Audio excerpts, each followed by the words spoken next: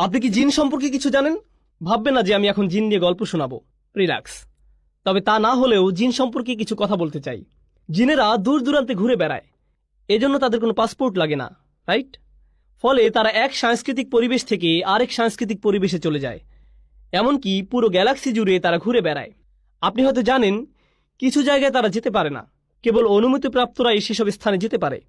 সেখানে যেতে চাইলে তাদের উপর শিহাবান রসাদান তথা জ্বলন্ত উল্কাপিণ্ড আঘাত হানে।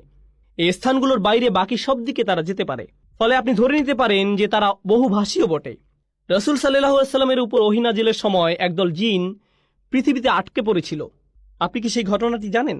জিনেরা আকাশে ভ্রমণ করতে পারে, কিন্তু কোরআন নাজিলের সময় আকাশ সিলগালা করে দেয়া হতো। ফলে তারা তখন সেখানে যেতে পারত না। এসব প্রতিরোধ কোত্থেকে আসছে? ফেরেশতাদের নিরাপত্তা ব্যবস্থা তো আগে কখনো এত কড়াকড়ি ছিল না। এসব ভেবে তারা হয়রান হচ্ছিল। যাই হোক, তাদের